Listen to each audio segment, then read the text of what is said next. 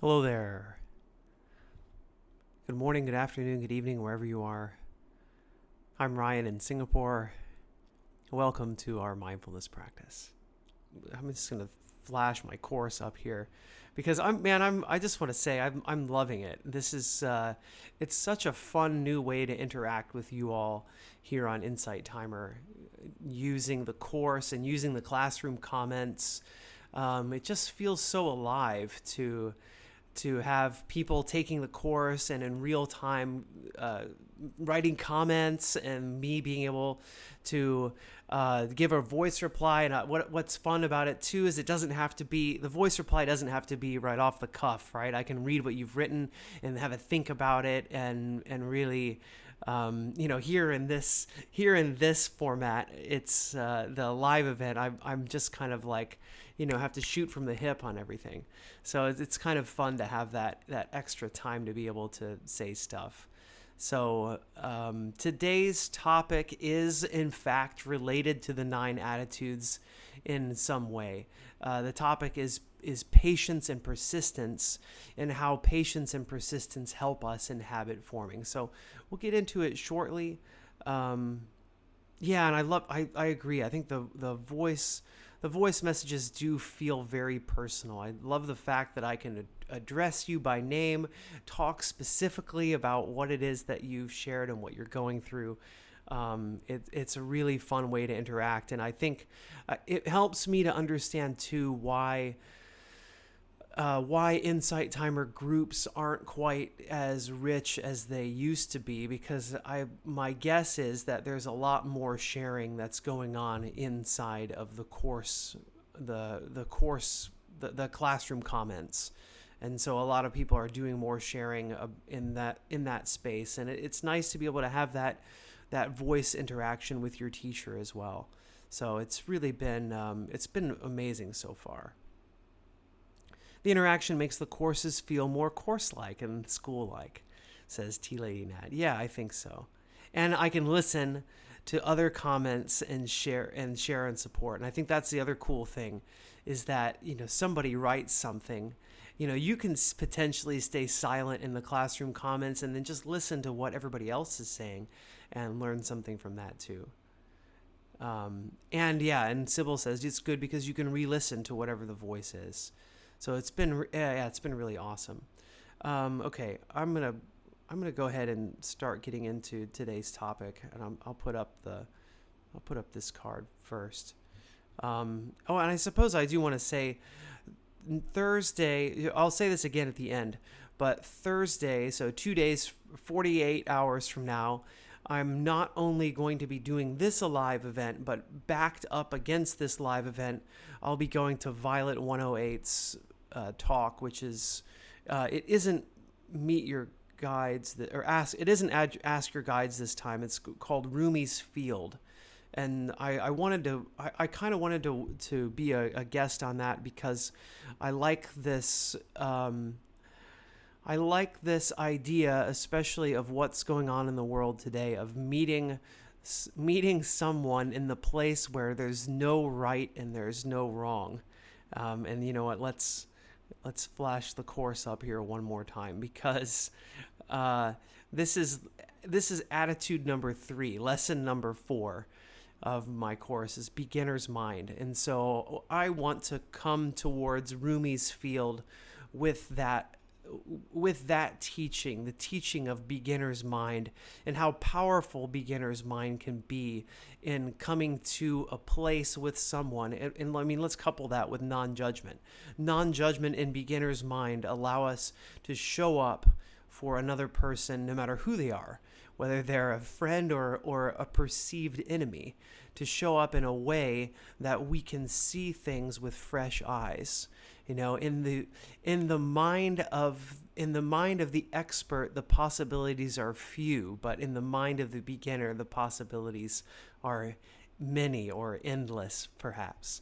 And so it helps us to come towards familiar things that we are certain that we are right about, and maybe even feel a kind of pride and righteousness about our rightness, to be able to come towards that with with an attitude of, hey, curiosity, what's going on here?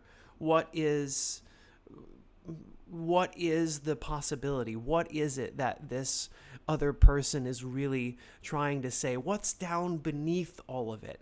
Can I remember my own common humanity that I share with this person? That although our ideas may be different, that there is something down deep inside this person that is satisfied by this idea that they have and this desire that they have to want to be right. And, can I bring that into perspective as I listen to them talk about something that they're feeling so convinced about or so passionate about? What's underlying this? Often someone's view isn't even about the view itself, right? It is about their identity and what they feel, what they think about it. So anyway, that's a kind of long intro about what's going on, what's going to be going on here in the near future. Today's topic is patience and persistence. So last time we talked about replace, don't resist. So suppression, when it comes to building new habits, suppression doesn't work. Suppression says no, when sometimes what we really need to hear is yes. And so finding some substitution can be a way to have a small success, right? Like when we're wanting to do mindless snacking, maybe drinking a glass of cold water can be a way to substitute that habit for something that isn't that's different, right? And in fact, I don't want to say that isn't harmful, because sometimes even replacing one bad habit with a habit that isn't, it's not as bad, can also be effective in this, as we're taking baby steps towards what our goal is. And I think that's important to name too, is taking baby steps towards what it is that we really want.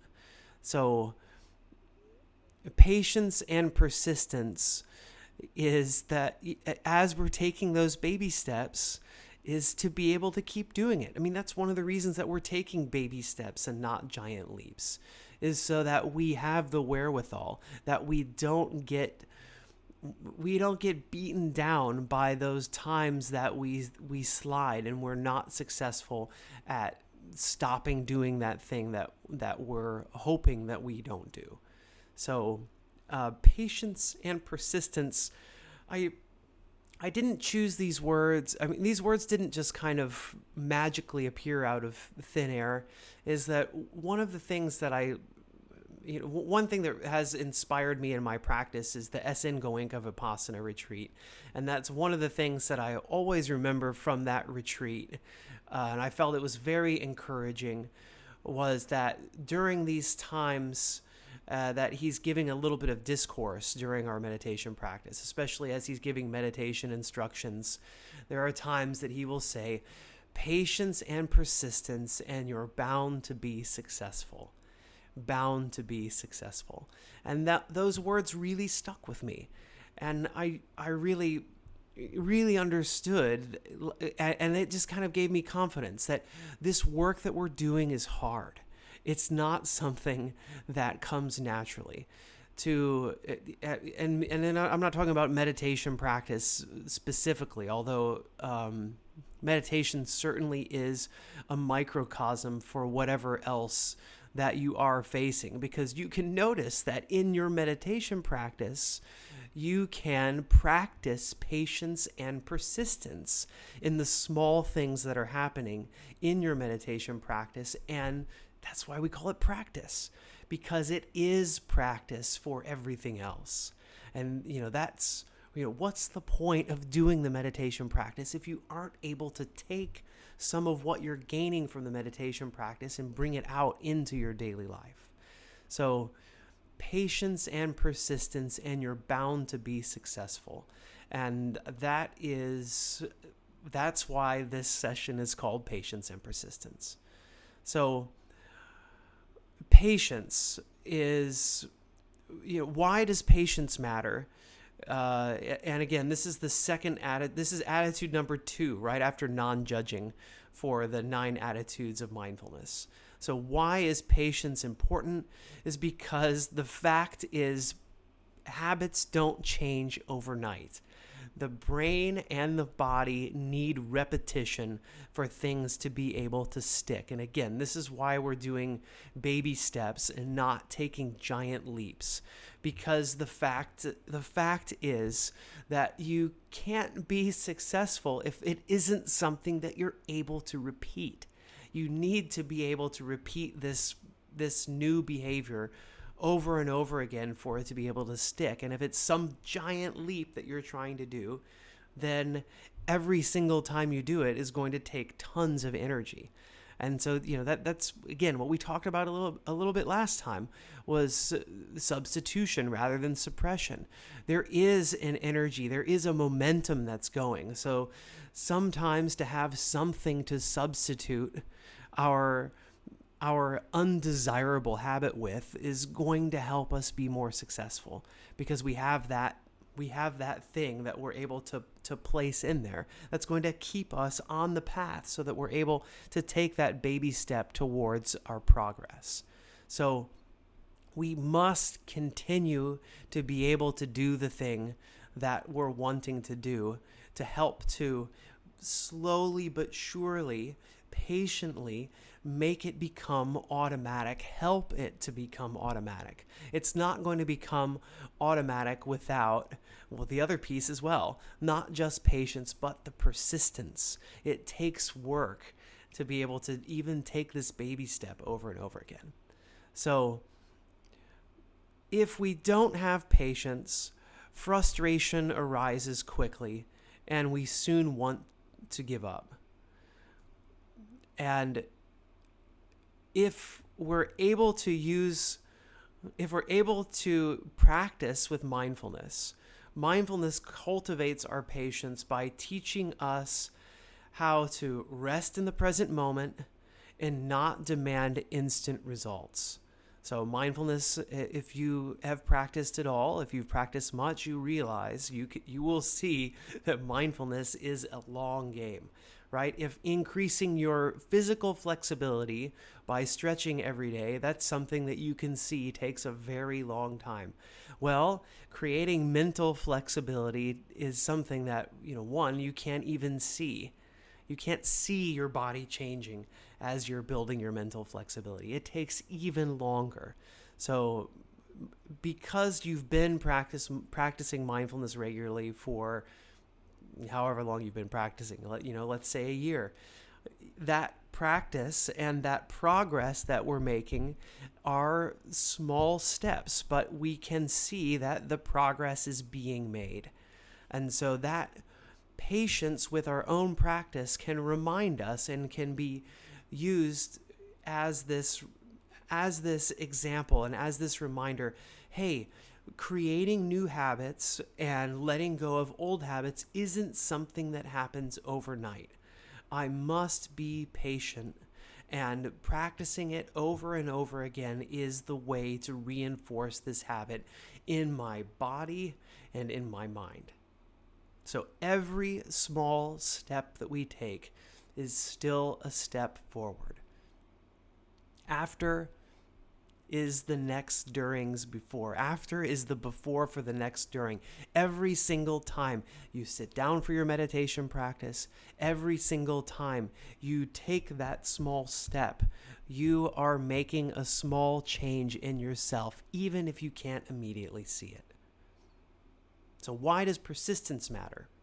Persistence matters because change requires returning again and again, even when we slip.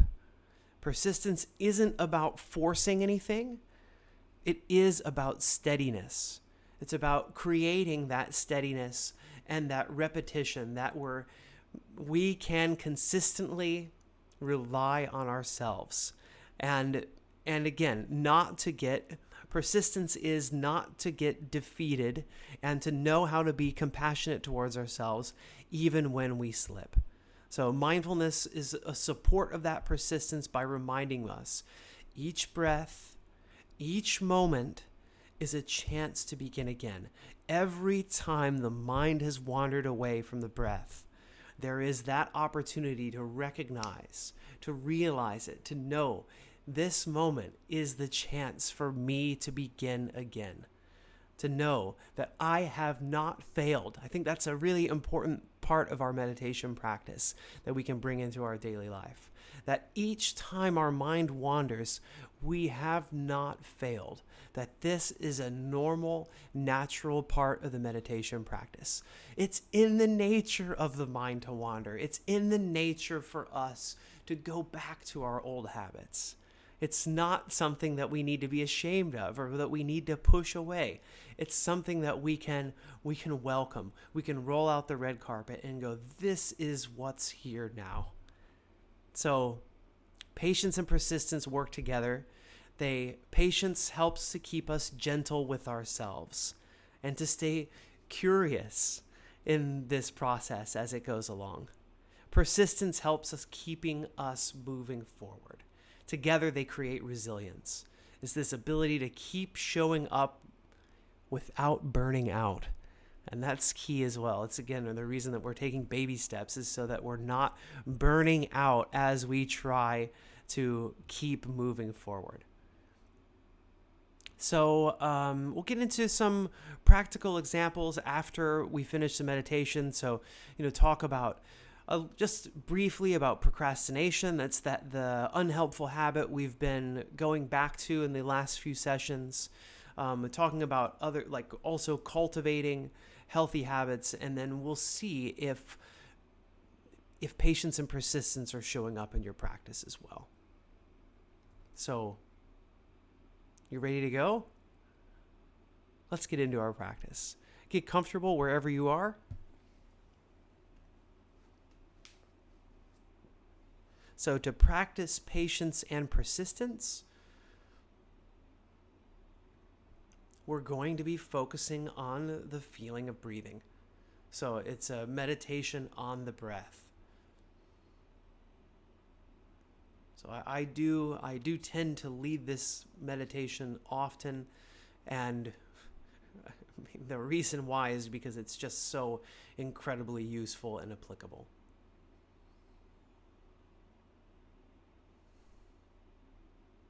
So first, I'd like to invite you to bring your attention to the body.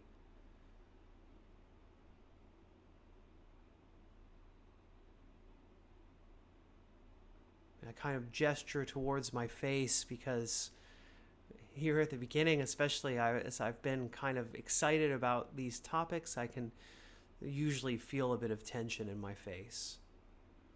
So notice your face. Do you find any tension there?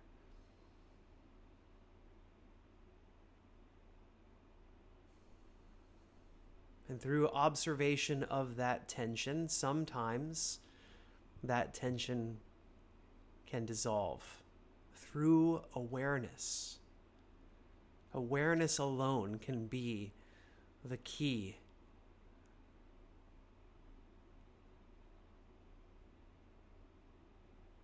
So noticing sensations in the neck and shoulders. Maybe you want to roll your shoulders a couple times.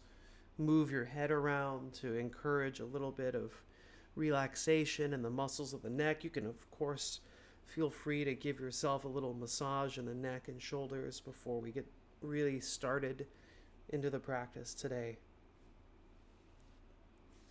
You can massage your face, your temples.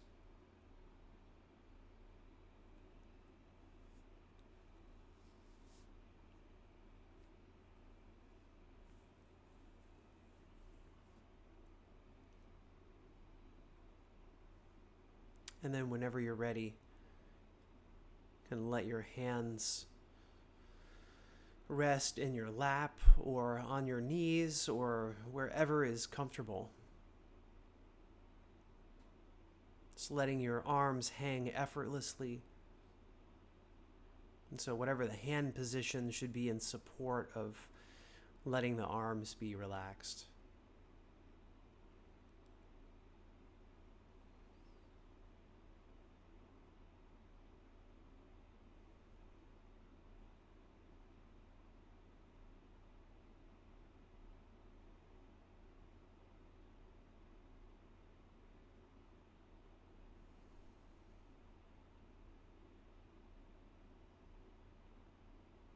And so checking in with the body.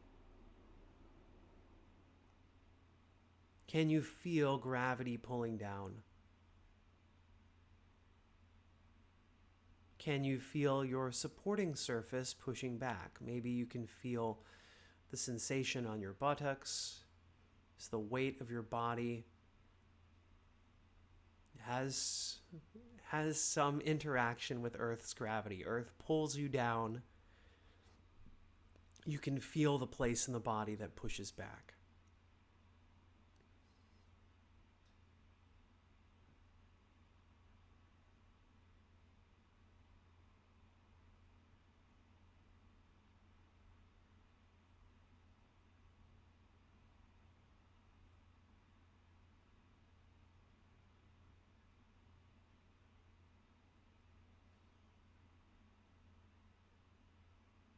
And can you notice the fact that you are breathing? You are alive.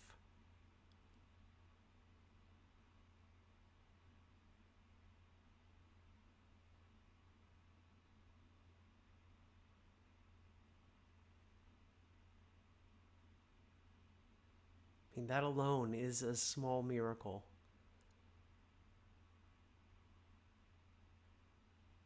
This mystery of life that we all share.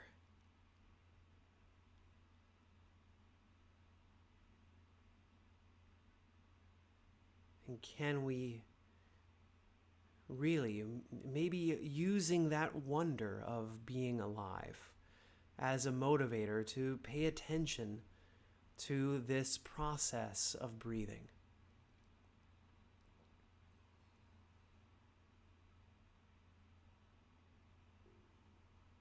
And you'll notice that in no two moments are things exactly the same. See that the body is constantly changing shape as you breathe in and as you breathe out. And even if you were to choose to hold your breath, you would notice that the inner landscape is constantly in flux, that you are not constant as you hold your breath even. That there would be an increasing tension over time as you keep continuing to try to hold your breath. So just a reminder as you practice that no two moments are exactly the same, and you can use this constant change as the object of meditation.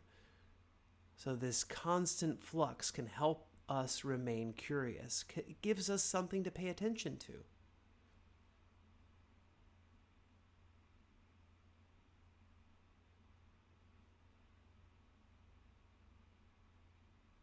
So noticing the belly expanding as we breathe in,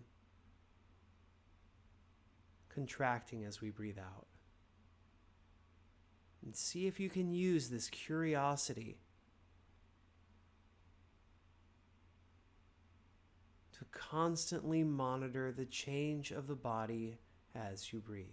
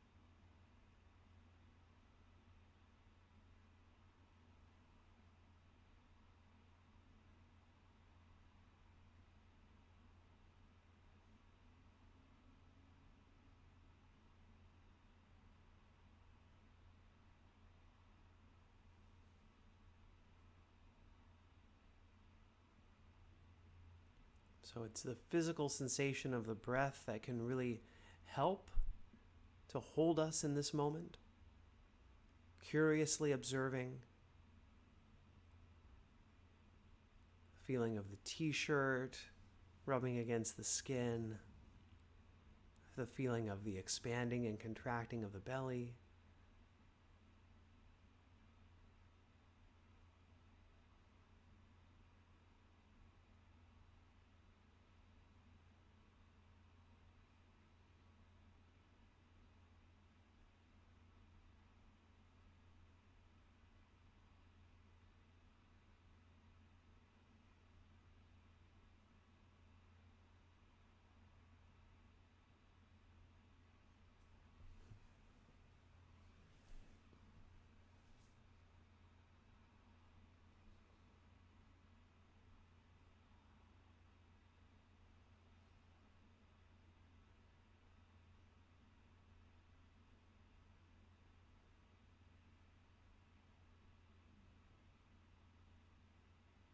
And when the mind wanders, as it will, remember that this is not failure, that we can reframe this.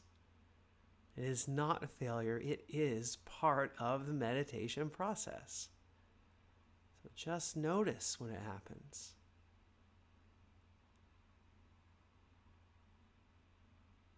And then redirect the mind persistently. I am focusing, I am intending to focus on my breath. After I notice my mind has wandered, I can let go of whatever it is that distracted me and bring my attention back to observing the breath.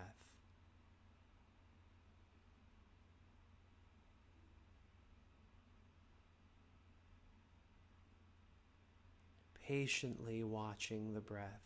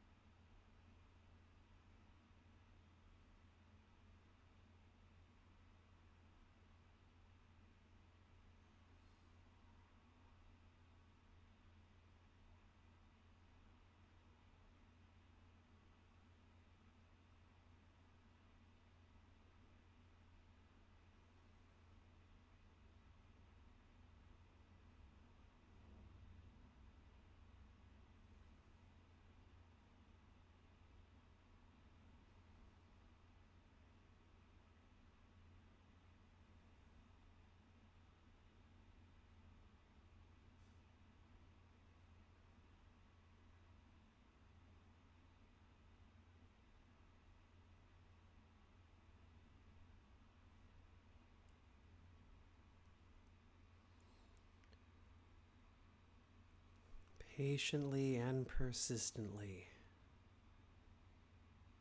Patiently and persistently. And you're bound to be successful.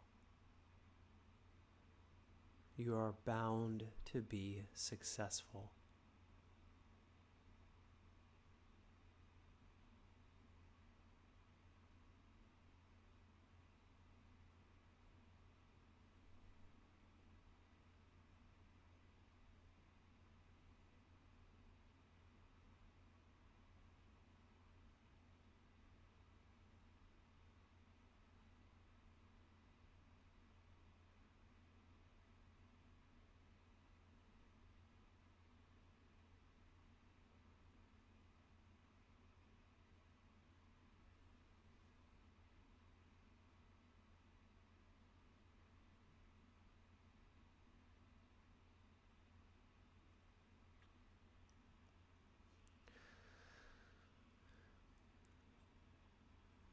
And as we begin to draw our practice to its close, just want to remind you to remind yourself that this practice and continuing to intend to practice this way is an avenue for success. It's an avenue to cultivate this patience and persistence. So keep it up. Congratulations for having made it through today's practice, and keep practicing. I'll close practice with 3 rings of the bell.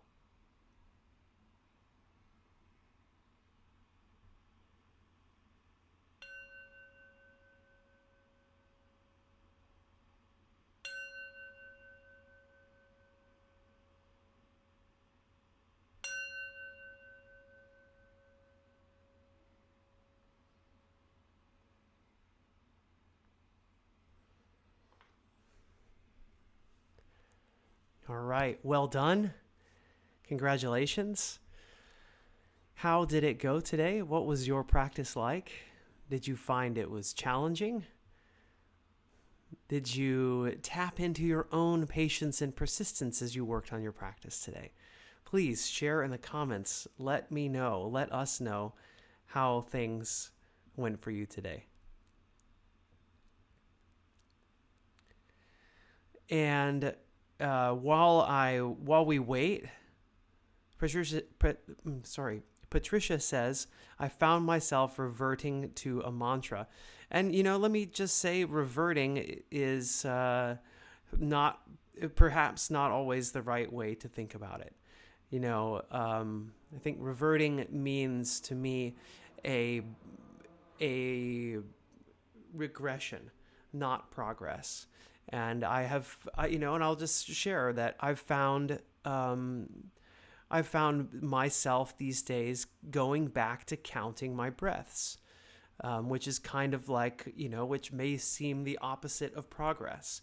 That just using raw sensation of breath is a better way to meditate. But I know that in aid to my concentration these days, counting my breaths is helpful. So, do whatever is going to support you in your practice and going to help you, right? It's all about baby steps again.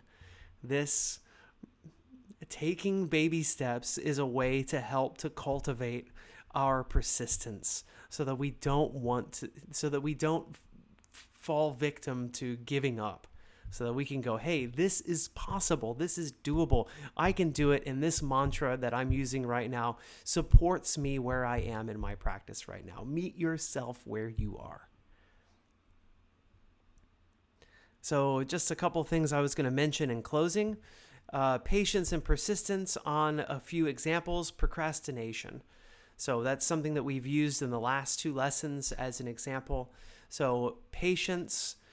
One of the things about patience is noticing and accepting that over time our focus is going to grow, but gradually. So can we be patient as we keep working towards not putting off that task that may be challenging and recognizing everything else that's around it? Of course, procrastination's a big topic. Usually what underlies all of that is anxiety. So, can I mindfully be aware of what's happening? And can I patiently accept that it's not something that's going to change overnight, that over time, slowly, I'm going to have a bit more focus? And persistence, making sure to do that difficult thing a little bit every day, even if it's only for 5 minutes. So other ones like healthy habits like exercise, food, sleep, reminding ourselves that missing one day doesn't erase all of our progress, can be part of our patience. Persistence, returning the next day without any shame. And of course, in our meditation practice, patience, knowing that the mind will wander, patiently being patient with ourselves and with our minds when that happens. Persistence, gently returning to the breath each time.